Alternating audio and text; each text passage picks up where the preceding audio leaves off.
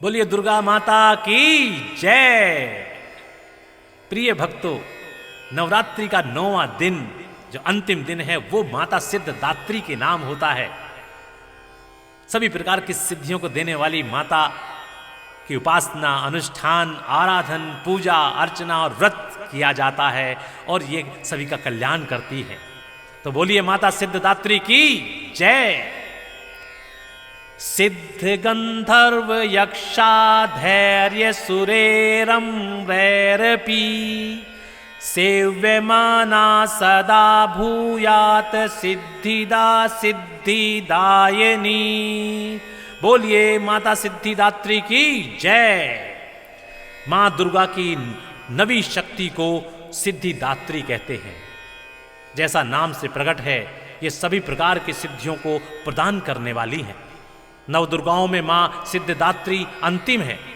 इनकी उपासना के बाद भक्तों की सभी मनोकामना पूर्ण हो जाती है। इस दिन शास्त्रीय विधि विधान और पूर्ण निष्ठा के साथ साधना करने वाले साधक को सभी सिद्धियों की प्राप्ति होती है।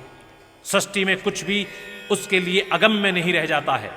ब्रह्मांड पर पूर्ण विजय प्राप्त करने की सामर्थ्य उसमें आ जाती है।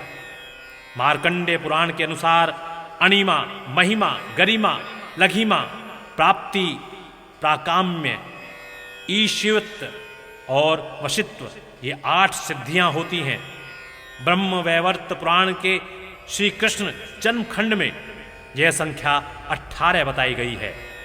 इनके नाम इस प्रकार हैं: अणिमा, लघिमा, प्राप्ति, प्राकाम्य, महिमा, ईशित्व, वाशित्व, सर्वकामावसायिता, सर्वज्ञत्व, दूर श्रवण, परकाय प्रवेशन, वाक सिद्धि, कल्प वृक्षत्व, सृष्टि, संहार करण सामर्थ्य, अमृतत्व, सर्व न्यायकत्व, भावना और सिद्धि।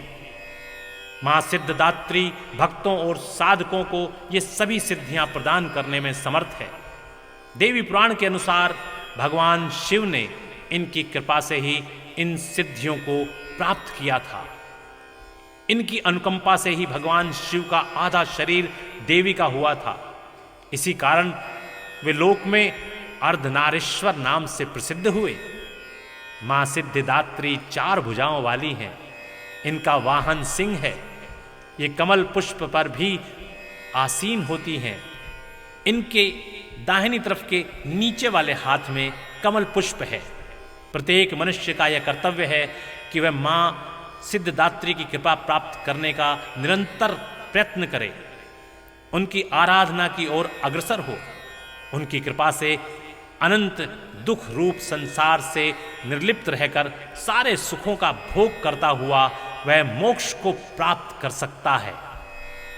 नवदुर्गाओं में मां सिद्धदात्री अंतिम है। अन्य 8 दुर्गाओं की पूजा उपासना शास्त्रीय विधि विधान के अनुसार करते हुए भक्त दुर्गा मां के 9वें दिन इनकी उपासना में प्रवृत्त होते हैं। इन सिद्धिदात्री मां की उपासना पूर्ण कर लेने के बाद भक्तों और साधकों की लौकिक परालौकिक सभी प्रकार की मनोकामनाओं की पूर्ति हो जाती है। सिद्धिदात्री मां के कृपा पात्र भक्त के भीतर कोई ऐसी कामना शेष नहीं बची रहती है जिसे वह पूर्ण करना चाहता है। वह सभी सांसारिक इच्छाओं, आवश्यकताओं और स्पृहाओं से ऊपर उठकर मानसिक रूप से मां भगवती के दिव्य लोकों में विचरण करता हुआ उनके कृपा रस पीयूष का निरंतर पान करता हुआ विषय भोग शून्य हो जाता है। मां भगवती का परम सानिध्य ही उसका सर्वस्व हो जाता है। इस परम पद को पाने के बाद उसे अन्य किसी वस्तु की आवश्यकता नहीं रह जाती। मां के चरणों का यह सानिध्य प्राप्त करने के लिए हमें निरंतर नियमनिष्ठ रहकर उनकी उपासना करनी चाहिए। मां भगवती का स्मरण, ध्यान, पूजन हमें संसार की असारता का बोध कराते हुए वास्तविक परम शांतिदायक अमृत पद की ओर ले जाने वाला है। इनकी आराधना से जातक को अणिम, लघिमा, प्राप्ति, अकाम्य इत्यादि सभी प्रकार की सिद्धियां और निधियां प्राप्त होती हैं। आज के युग में इतना कठिन तप तो कोई नहीं कर सकता, लेकिन अपनी शक्ति अनुसार जब तप पूजा अर्चना कर कुछ तो माँ की कृपा का पात्र बन ही सकता है। प्रत्येक सर्वसाधारण के लिए आराधना योग्य यह श्लोक सरल और स्पष्ट है। माँ जगदम्बे की भक्ति पान के लिए इसे कंठस्थ कर नवरात्रि में नवमी के दिन इसका जाप करना चाहिए। या देवी सर्वभूतेषु माँ सिद्धिदात्री रूपेण संस्थिता, नमस्तस्यै नमस्तस्यै नमस्तस्यै नमो नमः।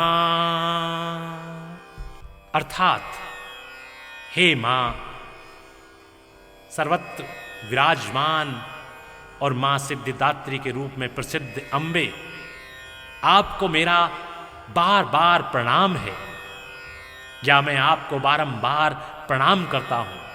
हे माँ, मुझे अपनी कृपा का पात्र बनाओ, मुझे अपनी कृपा का पात्र बनाओ माँ। तो बोलिए माता सिद्धिदात्री की जय हो, जय हो, जय हो। प्रिय भक्तों, नवरात्रि का 9वां दिन जो अंतिम दिन है वो माता सिद्धिदात्री के नाम होता है।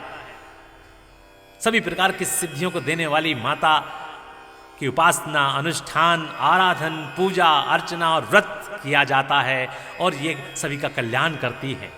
तो बोलिए माता सिद्धिदात्री की जय। सिद्ध गंधर्व यक्षाधैर्य सुरेरम वैरपी, सेव्यमाना सदा भूयात सिद्धिदा सिद्धिदायिनी। बोलिए माता सिद्धिदात्री की जय। मां दुर्गा की नवी शक्ति को सिद्धिदात्री कहते हैं। जैसा नाम से प्रकट है, ये सभी प्रकार की सिद्धियों को प्रदान करने वाली है। नव दुर्गाओं में मां सिद्धिदात्री अंतिम है। इनकी उपासना के बाद भक्तों की सभी मनोकामना पूर्ण हो जाती है। इस दिन शास्त्रीय विधि विधान और पूर्ण निष्ठा के साथ साधना करने वाले साधक को सभी सिद्धियों की प्राप्ति होती है। सृष्टि में कुछ भी उसके लिए अगम्य नहीं रह जाता है। ब्रह्मांड पर पूर्ण विजय प्राप्त करने की सामर्थ्य उसमें आ जाती है। मार्कंडेय पुराण के अनुसार अणिमा, महिमा, गरिमा, लघिमा, प्राप्ति, प्राकाम्य, ईशिवत्व और वशित्व, ये 8 सिद्धियां होती हैं। ब्रह्म वैवर्त पुराण के श्री कृष्ण जन्मखंड में यह संख्या 18 बताई गई है। इनके नाम इस प्रकार हैं: अणिमा, लघिमा, प्राप्ति, प्राकाम्य, महिमा, ईशित्व, वाशित्व, सर्वकामावसायिता, सर्वज्ञत्व, दूर श्रवण, परकाय प्रवेशन, वाक सिद्धि, कल्प वृक्षत्व, षष्टि, संहार करण सामर्थ्य, अमृतत्व, सर्व न्यायकत्व, भावना और सिद्धि। मां सिद्धिदात्री भक्तों और साधकों को ये सभी सिद्धियां प्रदान करने में समर्थ है। देवी पुराण के अनुसार भगवान शिव ने इनकी कृपा से ही इन सिद्धियों को प्राप्त किया था। इनकी अनुकंपा से ही भगवान शिव का आधा शरीर देवी का हुआ था। इसी कारण वे लोक में अर्धनारीश्वर नाम से प्रसिद्ध हुए। मां सिद्धिदात्री 4 भुजाओं वाली हैं। इनका वाहन सिंह है। ये कमल पुष्प पर भी आसीन होती हैं। इनके दाहिनी तरफ के नीचे वाले हाथ में कमल पुष्प है। प्रत्येक मनुष्य का यह कर्तव्य है कि वह मां सिद्धिदात्री की कृपा प्राप्त करने का निरंतर प्रयत्न करे, उनकी आराधना की ओर अग्रसर हो। उनकी कृपा से अनंत दुख रूप संसार से निर्लिप्त रहकर सारे सुखों का भोग करता हुआ वह मोक्ष को प्राप्त कर सकता है। 9 दुर्गाओं में मां सिद्धदात्री अंतिम है। अन्य 8 दुर्गाओं की पूजा उपासना शास्त्रीय विधि विधान के अनुसार करते हुए भक्त दुर्गा मां के 9वें दिन इनकी उपासना में प्रवृत्त होते हैं। इन सिद्धिदात्री मां की उपासना पूर्ण कर लेने के बाद भक्तों और साधकों की लौकिक परालौकिक सभी प्रकार की मनोकामनाओं की पूर्ति हो जाती है। सिद्धिदात्री मां के कृपा पात्र भक्त के भीतर कोई ऐसी कामना शेष नहीं बची रहती है जिसे वह पूर्ण करना चाहता है। वह सभी सांसारिक इच्छाओं, आवश्यकताओं और स्पृहाओं से ऊपर उठकर मानसिक रूप से मां भगवती के दिव्य लोकों में विचरण करता हुआ उनके कृपा रस पीयूष का निरंतर पान करता हुआ विषय भोग शून्य हो जाता है। मां भगवती का परम सानिध्य ही उसका सर्वस्व हो जाता है। इस परम पद को पाने के बाद उसे अन्य किसी वस्तु की आवश्यकता नहीं रह जाती। मां के चरणों का यह सानिध्य प्राप्त करने के लिए हमें निरंतर नियमनिष्ठ रहकर उनकी उपासना करनी चाहिए। मां भगवती का स्मरण, ध्यान, पूजन हमें संसार की असारता का बोध कराते हुए वास्तविक परम शांतिदायक अमृत पद की ओर ले जाने वाला है। इनकी आराधना से जातक को अणिम, लघिमा, प्राप्ति, अकाम्य इत्यादि सभी प्रकार की सिद्धियां और निधियां प्राप्त होती हैं। आज के युग में इतना कठिन तप तो कोई नहीं कर सकता, लेकिन अपनी शक्ति अनुसार जब तप पूजा अर्चना कर कुछ तो मां की कृपा का पात्र बन ही सकता है। प्रत्येक सर्वसाधारण के लिए आराधना योग्य यह श्लोक सरल और स्पष्ट है। मां जगदम्बे की भक्ति पान के लिए इसे कंठस्थ कर नवरात्रि में 9वीं के दिन इसका जाप करना चाहिए। या देवी सर्वभूतेषु मां सिद्धिदात्री रूपेण संस्थिता। नमस्तस्यै नमस्तस्यै नमस्तस्यै नमो नमः। अर्थात हे मां सर्वत्र विराजमान और मां सिद्धिदात्री के रूप में प्रसिद्ध अम्बे, आपको मेरा बार बार प्रणाम है, या मैं आपको बारंबार प्रणाम करता हूं। हे मां मुझे अपनी कृपा का पात्र बनाओ, मुझे अपनी कृपा का पात्र बनाओ मां। तो बोलिए माता सिद्धिदात्री की जय हो, जय हो, जय हो।